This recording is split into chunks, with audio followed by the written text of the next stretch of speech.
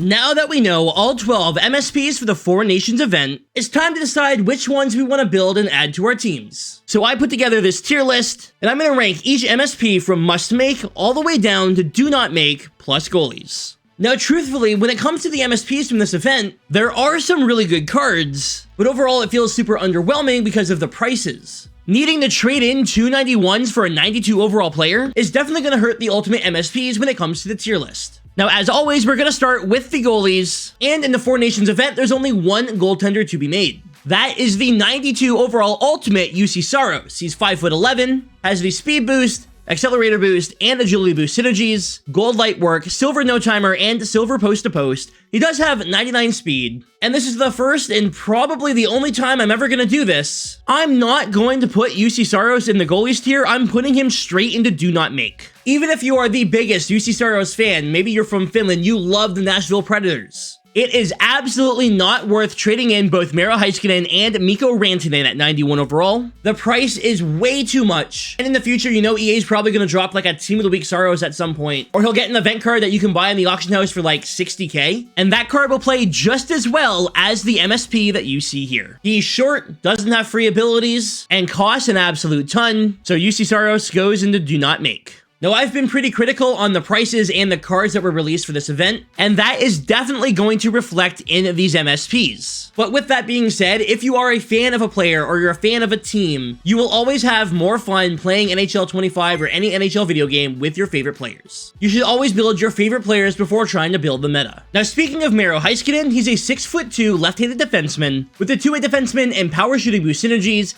He has gold heat seeker and silver elite edges. Personally, I love Miro Heiskanen as a player, but I think they did him pretty dirty with this card. It's not that the card is bad in any way, right? He's pretty well-rounded in every category. 91 acceleration, 92 speed, he's got a decent shot, good hands, good body checking, and good defense. But there's already so many left-handed defensemen that have come out, and he does not stand above any of them. For example, is that Miro Heiskanen that much better than the Paul Coffey that came out for Gallery of Greats? I really don't think so, and Paul Coffey has free abilities. The same thing can be said here about Ray Bourque. Is Heiskanen really that much better? Obviously, he's not better than the Megan Keller Team of the Year or Fantasy card. He isn't better than the Team of the Year Quinn Hughes. There's the free Devon Toews, who, again, Heiskanen's not that much better than. The same thing can be said with Rasmus Dahlin. Hell, even if you have the XP Victor Hedman, I don't think it's worth replacing him with Miro Heiskanen. So with all of that being said, there's a ton of left-handed defensemen already out there, and Heiskanen just doesn't seem to be that much better than them. It hurts to do this, but I'm gonna have to go ahead and put Miro Heiskanen into the mid category. Even if you don't have any of the players I already talked about, here's a look at the XP Shea Theodore. Is Heiskanen really that much better than this card? The answer is no.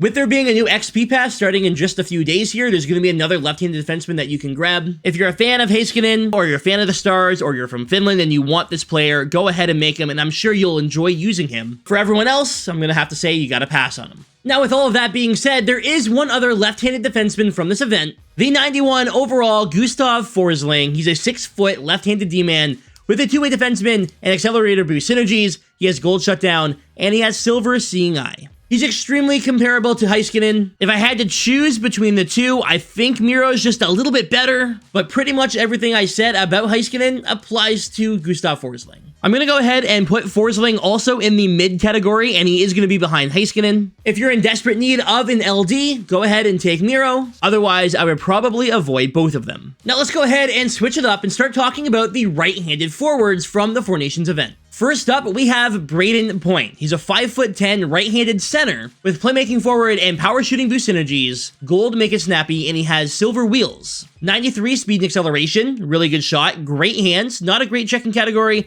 and his defensive category isn't awesome, but he does have 93 faceoffs. If you're somebody who likes using smaller players, Brayden Point is going to be a great option for you. Gold make it snappy is a great ability to have, and of course silver wheels. But unless you're in desperate need of a center, I don't know if Point's really worth going after. If you have Team of the Year Nathan MacKinnon, obviously MacKinnon will play above him. The same thing can be said about Taylor Heisey, and maybe even Natalie Spooner because she has all the free abilities. As for non-Team of the Year comparables, this Milan Hayduk and the Brayden Point are very close to each other.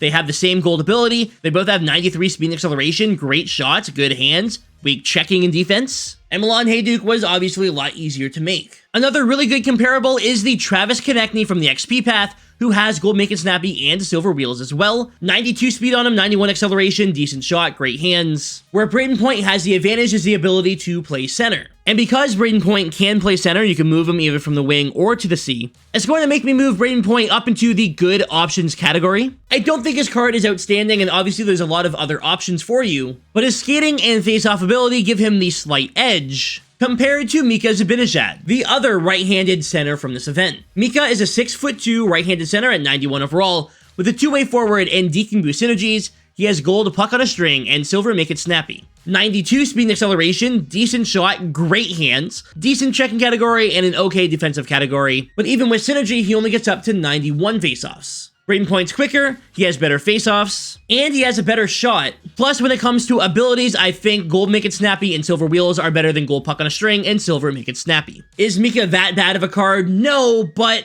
I do have him ranked a little bit lower than Braden Point, and I'm going to be putting him also in the mid category. Once again, if you're a fan of Mika or Team Sweden or the New York Rangers, make him and you'll love him. But in general, this is not a card that I would be going after. Here's a look at my right side. I have the Team of the Year McKinnon, the Team of the Year Heisey. I have the Jordan Kyrou at 90 overall, who I think is definitely a better card than Mika. And then there's the Hut Champs Wyatt Johnston, who has a really comparable card to Mika Zibanejad as well. But I think Gold Elite Edges being a better ability, there's just no room for Mika even on my team. So no, I'm not going after Mika at all. The final right-handed forward from this event is the 92 overall Ultimate Filip Forsberg. He has two-way forward, pinpoint shooting boost, and deking boost synergies, gold make it snappy, silver puck on a string, and silver unstoppable force. Overall, this is a really good card, the problem being the price. He's not worth both Mika Zibanejad and Gustav Forsling, and his card isn't that much better to really justify the price. 93 speed and excel, really good shot, really good hands, good checking category, and okay defensive category. In the end, this is a good option that gets weighed down so much by the pricing that I have to put him in a do not make. For the same price of this Filip Forsberg, you can make both Braden Point and Mika Zibanejad. If they would have given these cards free abilities or made one of the cards come back to you bound that you trade in when you make the 92, that would completely change my opinion on this, but that's not the case. If we are ignoring the price of the set, Filip Forsberg could go into good options above Braden Point. Unfortunately, that's not what we're doing here. So I do have Filip Forsberg and do not make. However, like we could put him above UC Saros. He's a better option still than Saros, but it's not worth the price. Moving on to right-handed defenseman, we have the 6'1", 91 overall Charlie McAvoy. Two-way defenseman and agility boost synergies, gold shutdown and silver elite edges, 91 speed and acceleration, okay shot, okay hands, okay checking category, pretty solid on defense. The problem for Charlie McAvoy is that there's so many other right-handed options available. Starting off, we have the Axel Sandin Pelka, who pretty much everyone has and is definitely a better card in my opinion. Aaron Ekblad from the XP path is pretty damn comparable, Ekblad being taller. Rob Blake is definitely a better card in my opinion as well. Another comparable card is the free Rasmus Andersson from the Four Nations event. A ton of people will already have the Team of the Year Kale McCarr, and it just keeps going. And there's one more card I'm going to talk about that hasn't even been released yet. The Hut Champs Erik Karlsson, who in the end will also probably end up being better than that Charlie McAvoy, and you can get him just by getting 10 wins in Hut Champs this week, which, you know, a ton of people are going to do. I feel like I'm being really negative on this event now, but I'm gonna go ahead and move Charlie McAvoy into the mid tier as well. His stats and his abilities are not good enough to justify him replacing any of the cards that I named, and there's more, of course. There's Team of the Weeks, there's Stars of the Months, there's different event cards that come out. Why go out and spend all the resources on McAvoy when you can spend 100k and get this 89 overall Drew Doughty instead? Pretty much every card I've talked about so far from the event just don't feel like they're going to be on your team long term. I really can't justify moving any of these cards up if they're not going to be on your team past a couple of weeks. The good news is there are some cards from this event that I think will be on your team for a long time and are definitely worth making. Adam Fox is a 5'11" right-handed defenseman at 92 overall. Offensive defenseman, defensive boost, and pinpoint shooting boost synergies. He has gold elite edges, silver seeing eye, and silver stick 'em up. 99 agility, 95 speed and acceleration, a great shot, incredible hands. Checking category isn't great, but his defense is incredible. The only problem with this card is, once again, the pricing. Is Adam Fox that much better than McAvoy? Probably, but is he worth both McAvoy and Tkachuk? This is not an ultimate MSP I can put into Do Not Make. I think this card is incredible. I'm gonna put him in good options. Hear me out here. This is a card that would be on your team for a very long time if you did make him. In terms of stats, I actually have him above Cale Makar's Team of the Year right now. But I can't justify putting him in must make, obviously because of the pricing. And because I dropped Forsberg from good options to do not make 2 tiers down, I'm gonna do the same thing here with Adam Fox. Fox, in my opinion, would be must make. He would be right here if he didn't cost as much as he did. So I'm dropping him down to good options. And I do think he's one of the best cards from the event, possibly right now one of the best right-handed defensemen in the game. We have 4 more players we need to talk about, and they're all left-handed forwards. Starting us off is 91 overall Matthew Tkachuk, a 6'2" left-handed winger. He has power forward and agility boost synergies with goal close quarters and silver unstoppable force. Of the 4 left-handed players available, Matthew Tkachuk ranks the lowest of the 4 in my opinion. He has 91 speed and acceleration, a decent shot for sure, his hands are good, his checking category is good, defense is okay. But comparing him to the other left-handed forwards to this event, I can't rank him very high. For example, Brad Marchand is a 5'9" left-handed winger. He has a two-way forward and checking boost synergies, he has gold unstoppable force and silver close quarters. Not only do I like gold unstoppable force more than gold close quarters, Brad Marchand is a better skater with 93 speed and acceleration, and even though he's 5'9", he's actually better at body checking than Matthew Tkachuk, and also has a better defensive category. Their shot and hands categories are both very similar, but in the end I give the slight edge to Brad Marchand because of gold unstoppable force. Now this is of course if you are a fan of using smaller players. If you are somebody who does not like using smaller players, Tkachuk would be above Brad Marchand. Me personally, I actually prefer the smaller cards. So we talked about Marchand and Tkachuk, but now we get into the real heavy hitters of this event. 92 overall Sidney Crosby is a 5'11" left-handed center. Playmaking forward, defensive boost, and deking boost synergies, goal close quarters, silver big tipper, and silver born leader.